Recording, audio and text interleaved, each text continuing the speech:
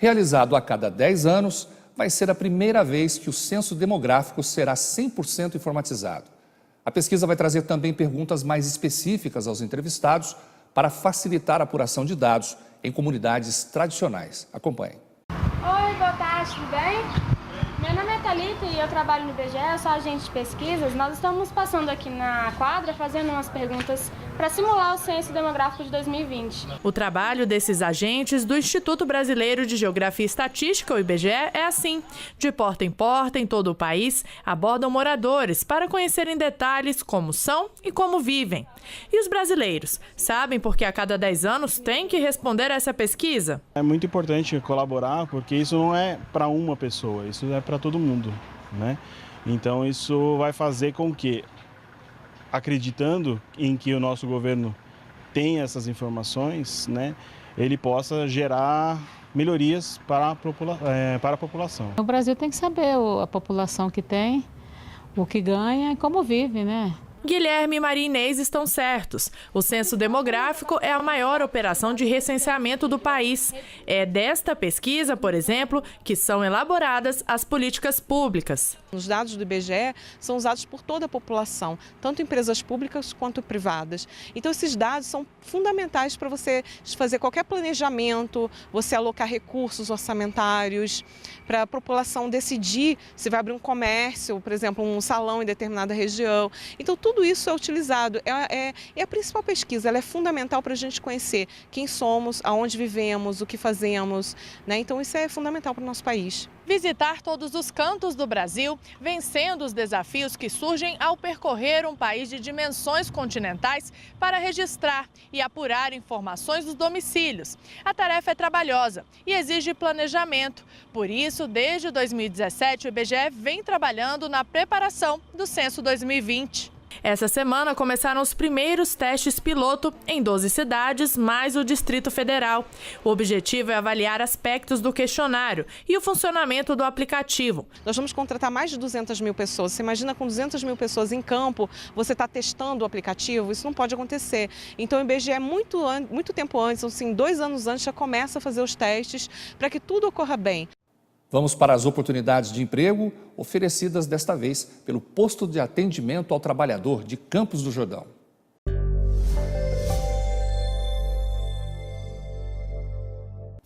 Ajudante de eletricista, eletricista de iluminação pública e vendedor externo. Interessados nessas vagas devem ir até o Pátio de Campos do Jordão, localizado na Avenida Januário Miráclia, 1330, com carteira de trabalho, RG e CPF. Mais informações também podem ser obtidas pelo telefone. Anota aí, 3662-3773. Durante uma semana, a Associação de Pais e Amigos dos Excepcionais de Taubaté realiza atividades com os alunos e uma reflexão da pessoa com deficiência intelectual sobre os direitos e inclusão social. Quando você escuta que alguém é excepcional, o que vem em sua mente? Único. É dar amor sem buscar nada em troca. É alegria, carinho e sorriso. O termo pessoa excepcional pode ser utilizado para se referir a alguém inteligente, superdotado, que possui talentos pouco comuns, ou também para pessoa com deficiência. O que muita gente não sabe é que essas pessoas que têm determinadas limitações possuem as mesmas necessidades as das outras pessoas, como psicológicas, sociais e educacionais, apenas com exceção das deficiências mais graves. Muitas vezes a gente cai nesse equívoco, né?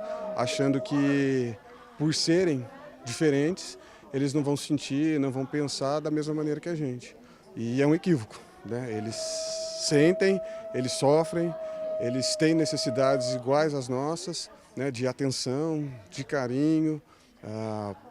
Assim, tem a dificuldade, sim, pedagógica, mas essa dificuldade ela é compensada com uma série de outras atividades que a gente faz voltada para eles e eles conseguem corresponder muito bem a tudo isso. No campo pedagógico, as atividades nós tentamos trabalhar no mesmo foco de aprendizagem. Qual é a diferença? Na educação especial, com as crianças especiais, nós trabalhamos explorando o sensorial. Cada criança capta de um jeito. E é isso no campo psicopedagógico que nós tentamos aprimorar. Então, todos eles são capazes de pintar, todos eles são capazes de escrever o nome. Só que nós aqui respeitamos o seu tempo, né? Então, não tem aquele prazo do final do ano, ele ter que saber escrever alguma coisa. Atualmente, a PAI de Taubaté atende 300 pessoas com deficiência intelectual. Nesta semana, os alunos estão tendo uma semana especial em comemoração ao Dia da Criança Excepcional, comemorado no dia 21. Nós estamos na Semana Folclórica, que começou na segunda, dia 21, e vai se estender até o dia 28.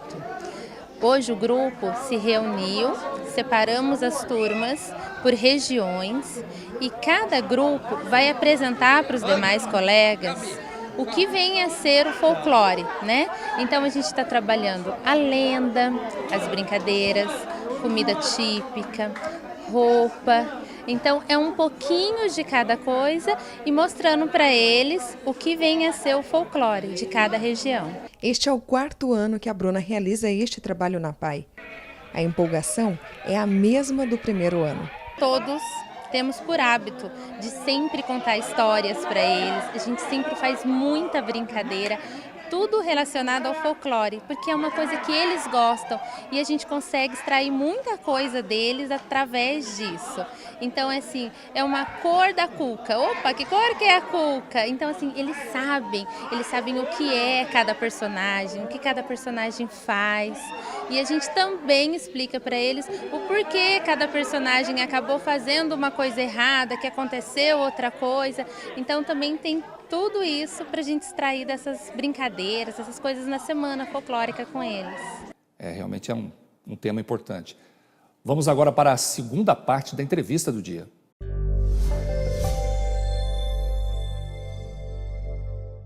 Psicóloga Sandra Couto volta aqui ao programa hoje para falar de um tema muito importante, a paternidade, que está mudando conceitos, tendo em vista também as modificações familiares, né?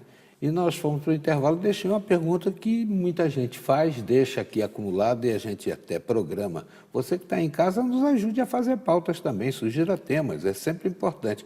Uma questão que está aí sugerindo o tema de entrevista é essa. Muita gente toma banho junto com o filho e se desnuda perante o filho, e isso é visto como algo natural. Outros condenam. Não, isso aí não é bom. O que a gente deve fazer numa situação Tudo que é natural, né? Penso que é saudável, né? A família mantém uma rotina, né? E os filhos estão ali, entram no banheiro, assistem ao banho do pai e da mãe, sabem dessas diferenças, inclusive sexuais, e sem nenhum problema. Não há nenhum problema quanto a isso. Isso talvez até facilite a troca de informações sobre sexualidade, certamente, né? Que para muitos é tão difícil, tem pai que tem uma dificuldade de contar Agora, a história, se o como pai é que a tem criança essa vê dificuldade, o mundo. não adianta ele se forçar, né? Porque o que é natural está tranquilo, é saudável, né? E penso que com o decorrer do tempo, o próprio filho, a criança sabe, né, como é que vai se dar esse distanciamento, né? E os pais também sabem em que momento a criança começa a manter uma certa privacidade e eles podem manter a deles também.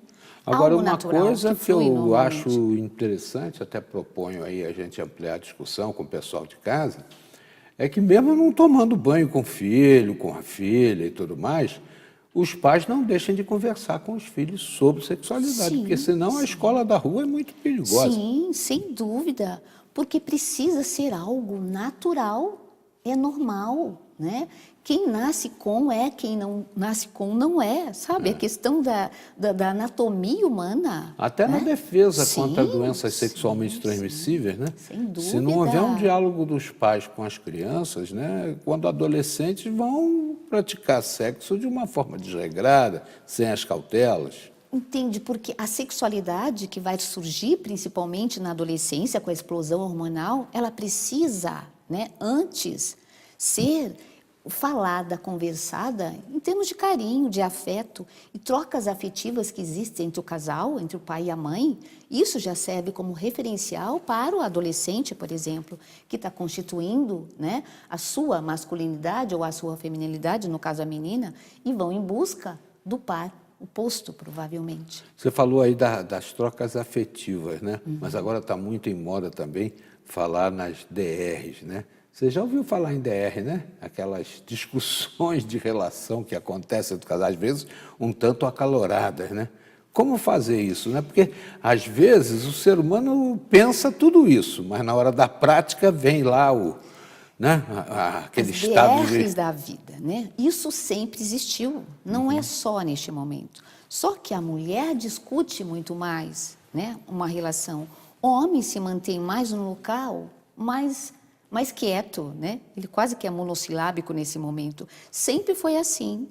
Pela própria Constituição, penso eu, da mulher, e o homem tem um outro lugar mais de objetividade, mais pragmático. Por isso a mulher discute tanto, né? Eu costumo brincar com meus alunos, né, nos cursos, né, da graduação e até na pós, né, sobre nós vamos falando, e quando eles não falam, a gente ainda reclama. Por que você não fala? Mas se ele falar, nós vamos contra ele também, né? Você é uma pessoa muito introspectiva. Não quer conversar sobre a situação, o cara fala, mas eu já falei sobre isso 300 vezes. Seja um pouco objetivo. Mas você nunca diz que me ama, né? Quando mas cobra objetividade, já disse o ano passado, não tá bom, né? Você esqueceu? Mais ou menos isso, esses lugares. Percebe que são lugares diferentes? E a criança precisa reconhecer esse lugar. Qual é o lugar do pai, qual é o lugar da mãe? Mesmo existindo essas trocas, o pai pode trocar a fralda, o pai pode realmente mimar o filho, né? Desde que a disciplina, as regras, o não tem que existir, sempre. Né? Agora, o que é danado às vezes a gente está lá naquela DR e tal, aí vem aquela repetição, aí o sujeito fala assim, seja objetivo. Nossa! O mundo acaba. Sim, porque a mulher é repetitiva, né? E ela tem o hábito, às vezes, né? Muitos de nós fazemos isso, de desenterrar. Mas aquela vez você disse, e de novo, mas de novo você está falando sobre isso. Essas são as DRs. E a mulher tem quase que uma necessidade, né? Disso.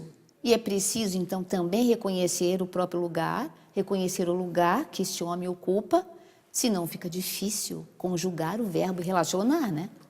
E agora, uma coisa muito comum, né? A dificuldade de dizer não. Tem até uma música muito festejada, que ganhou o festival, Aprendi a Dizer Não e Ver a Morte Sem Chorar. Tem que aprender a dizer não? O não é estruturante. O não coloca o teu filho dentro de uma regra social, dentro, né, do pacto social. Eu costumo dizer, aquilo que me impediu de, né, pontinhos, me facultou para. Isto é, os impedimentos, os nãos que eu tive na vida, me possibilitou a vida social. Né? O não é estruturante. E é preciso ter um não coerente, constante, entre o casal para com o filho. E isso não está existindo mais, né? Há uma permissividade excessiva. Então, não tem mais disciplina. A televisão então, não tem ensinado muita coisa ruim, né? Isso. Tá a brabo televisão ensina muita coisa, mas eu sou mãe, eu sou pai, então como eu faço para orientar meu filho para que ele possa filtrar aquilo que a televisão está passando? Cabe aos pais. E o pior é que está passando para os adultos também. Tem adulto que está se direcionando a desagregar a família, a não respeitar um outro, por causa da televisão. Sabe, são novelas apavorantes, são coisas que realmente deviam até ter um cobro da autoridade pública. Aquilo é uma concessão, não é uma coisa que pertença a determinado segmento, é uma concessão pública. E com a nossa educação tão baixa, não vou dizer assim mesmo, né? O que acontece? As famílias não têm o poder de filtrar aquilo, os pais não podem conversar com as crianças sobre isso, né? Há sim um excesso, há um exagero. E no momento onde a autoridade virou palavrão, não se existe mais autoridade. Então, o não é estruturante. Precisamos educar a criança. Muito cedo, a criança precisa ser colocada, como eu costumo dizer, né, dentro da teoria psicanalítica, dentro do princípio da realidade. Não pode. Ela não pode fazer o que ela quer. Ela não pode... Ela precisa sair das fraldas, por exemplo, com 1 ano e pouco, antes dos 2 anos. Já é uma imposição da realidade.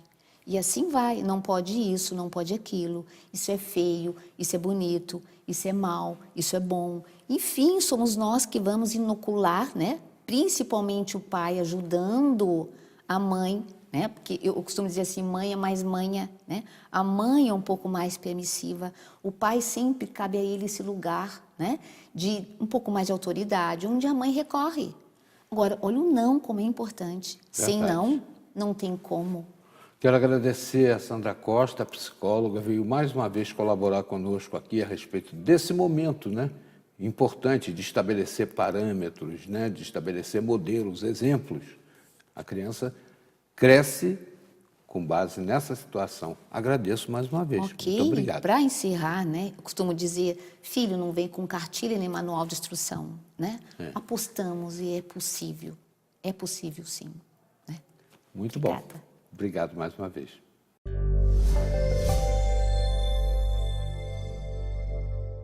Veja depois do intervalo, cresce os atendimentos de empresas pelo aplicativo WhatsApp. E você vai saber também como anda a saúde dos professores. Repórter Setorial volta daqui a pouco.